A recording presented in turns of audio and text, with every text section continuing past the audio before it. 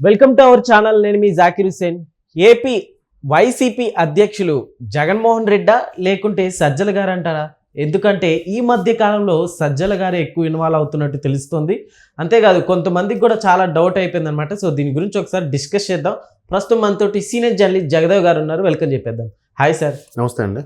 సజ్జల గారు అంటారా లేకుంటే జగన్మోహన్ రెడ్డి గారు అంటారా వైసీపీ అధ్యక్షులు? ఇది సగటు వైసీపీ కార్యకర్తకు కూడా ఈ అనుమానం వచ్చింది. ఎందుకంటే సజ్జల గారి పేరు చెప్తేనే సకల శాఖ మంత్రిగా గతంలో మాట్లాడుకునేవారు.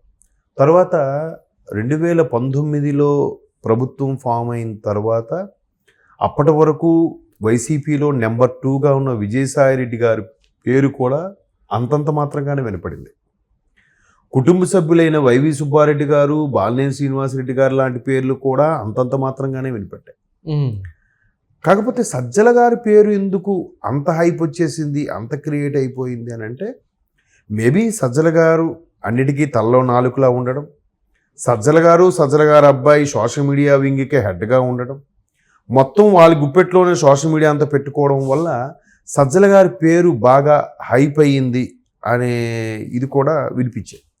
అయితే ఇక్కడ చాలామందికి అర్థం కాని విషయం ఏంటంటే 2019 వరకు వైసీపీలో నెంబర్ 2గా ఉన్న విజయసాయిరెడ్డి గారు కూడా ఒక అమ్మాయితో, ఒక ఏమంటారు దేవాదాయ శాఖకు సంబంధించిన డిప్యూటీ కమిషనర్ పేరు శాంతి ఎవరు, ఆవిడతో ఏదో రిలేషన్ ఉందన్నట్టుగా వార్తలు పుకార్లు షికార్లు చేసిన వాస్తవాలో లేదంటే ఆవిడ హస్బెండే డైరెక్ట్గా విజయసాయిరెడ్డి గారి పేరు చెప్పి అరెస్ట్ చేసిన విజయసాయిరెడ్డి గారికి మద్దతుగా ఎవరు మాట్లాడలేదు, ఎవరు ప్రెస్ మీట్ పెట్టలేదు.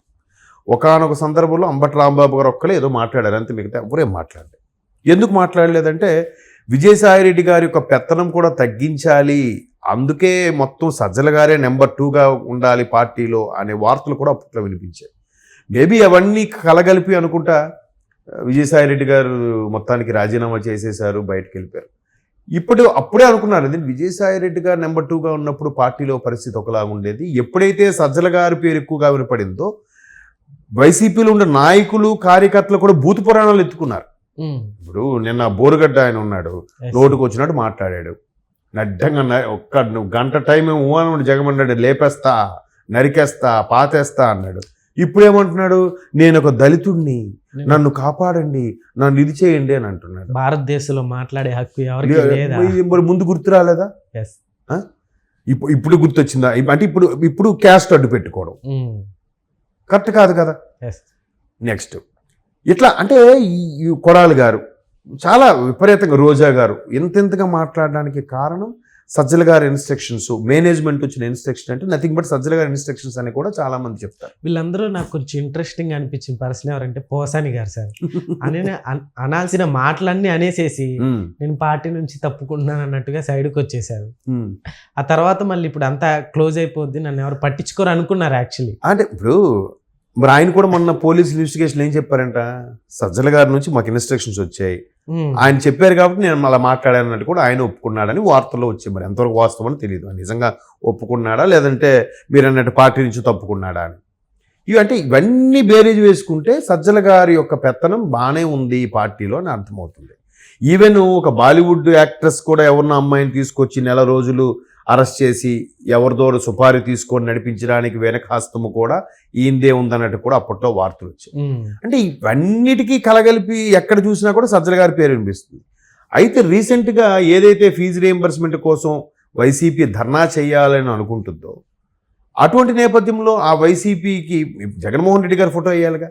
జగన్మోహన్ రెడ్డి గారి ఫోటో కిందకేసి పైన సజ్జల గారి ఫోటో కూడా వేశారట. సజ్జల గారు అంటే సజ్జల గారే మెయినా, వైసీపీ కింద జగన్మోహన్ రెడ్డి గారు సెకండా, ఫస్ట్ ఆయననా అన్నట్టు. జనరల్గా ఎలా ఉంటుంది, మెయిన్ జగన్మోహన్ రెడ్డి గారి ఫోటో వేసి కింద ఎవరైతే ఆ పోస్టులు వేయించుకుంటారో వాడి పేరు పెట్టుకుంటాడు ఖర్చు పెట్టినందుకు. ఇక్కడ రివర్స్లో పైన సజ్జల గారిది కింద జగన్మోహన్ రెడ్డి గారు మైక్ పట్టుకుని మాట్లాడినట్టుంటే సజ్జల గారే మెయిన్లా కనిపిస్తుందిగా.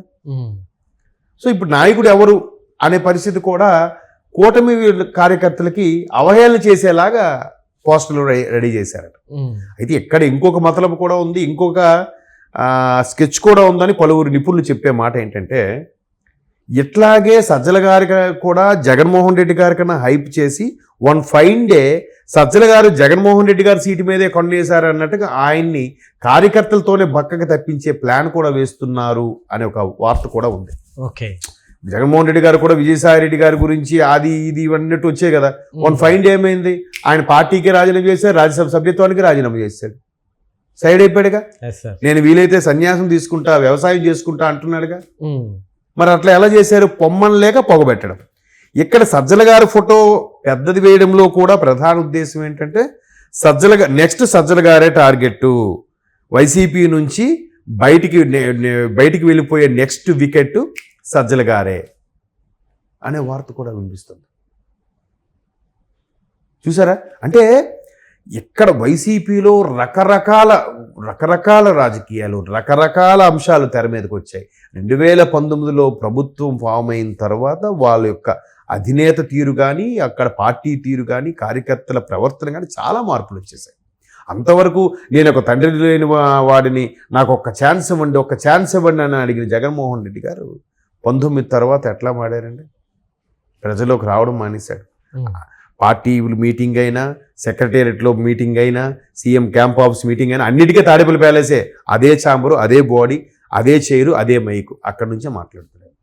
బయటికి రాడు. వస్తే బారికేడ్లు, చెట్లు కొట్టేయడం, తక్కువ డిస్టెన్స్ కూడా హెలికాప్టర్లో వెళ్ళడం, ఎన్నో జరిగాయి. మేబీ ఆయన భద్రత దృష్ట్యా లేదా ఆయనకి భయపడవు, మొత్తానికి అలా జరిగింది. అంటే ఎంత చేంజెస్ ఎందుకు వచ్చేసాయి? విజయసాయి రెడ్డి గారు నెంబర్ 2గా ఉన్నప్పుడు ఇన్ని చేంజెస్ రాలేదు, చాలామంది నాయకులు ఉన్నప్పుడు ఇన్ని చేంజెస్ రాలేదు. ఆఖరికి సొంత తల్లి, సొంత చెల్లి కూడా పార్టీకి బయటికి వెళ్ళిపోయారుగా. వాళ్ళని కూడా వదలలేదా? ట్రోల్స్ చేశారా భయంకరంగా. విజయమ్మ గారి మాన ప్రాణాల మీద కానీ, షర్మిలమ్మ గారి పుట్టుక మీద కూడా విమర్శలు చేశారే. అయినప్పటికీ వైసీపీ అధినాయకత్వం కానీ, వైసీపీ మేనేజ్మెంట్ కానీ వర్రా రవీంద్ర రెడ్డిని కనీసం తప్పు పట్టారా? తప్పు పట్టలేదంటే వెనక నుంచి ఎవరు చేయిస్తున్నట్టు, ఎవరు ఊకొడితే వాళ్ళు అంతగా చెలరైపోయారు. సో అన్నీ ఇట్లాంటి విషయాలన్నీ ఒకసారి బేరీజ్ వేసుకుంటే ఎలా అనిపిస్తుంది అంటే, ఓకే, సజ్జల గారు ఎప్పుడైతే పార్టీలోకి నెంబర్ 2గా వచ్చారో అప్పుడే ఎక్కడో గాడి తప్పింది, ట్రాక్ తప్పింది అనే అంశం ఇది కూడా తెర మీదకి వచ్చింది. ఇప్పుడు ఫీజు రీఎంబర్స్మెంట్ లాంటి విషయాల మీద కూడా ఈయన పోస్టర్లో ఈయన ఫోటోలే కనబడేసరికి అధినేత నిజంగా జగన్మోహన్ రెడ్డా, సజ్జల గారా? ఇంకా సజ్జల గారు ఏం సాధిద్దామని, ఎందుకు అంటే ఇప్పటికే పార్టీలో చాలా వరకు కీలకమైన విజయసాయి రెడ్డి లాంటి వాళ్ళు, బాలినేని శ్రీనివాసరెడ్డి లాంటి వాళ్ళు, ఇంకా ప్రముఖమైన నేతలు సైలెంట్ అయిపోతున్న నేపథ్యంలో ఏంటి అసలు ఎందుకు ఇంకా జగన్మోహన్ రెడ్డి గారు కానీ అధినాయకత్వం ఆయనకి ఇంకా కొమ్ము కాస్తుంది అనే డౌట్ ఉంది. రెండోది, విజయసాయి రెడ్డి గారి లాగా పొమ్మలు లేక పొగబుట్టేలాగా కొన్నాళ్ళకి ఇట్లా హైప్ చేసి, అరే ఈయన జగన్మోహన్ రెడ్డి గారి కన్నా పెద్దోడైపోవాలని చూస్తున్నాడు కాబట్టి కార్యకర్తలే సజ్జల్ని తప్పించారు అనే వార్త వచ్చేలాగా ఈ విధంగా హైప్ చేస్తున్నారనే వార్తలు కూడా ఉన్నాయి. ఏదైనా జరగచ్చు, వైసీపీ రాజకీయాల్లో ఏదైనా జరగచ్చు. అందులో వైసీపీ రాజకీయాలు మరి ఇంకా అద్భుతం. అంత అద్భుతం అంటే మన గడిచిన 5 ఏళ్ళు ప్రభుత్వం ఉన్నప్పుడు చూసాం, ఇప్పుడు చూస్తున్నాం.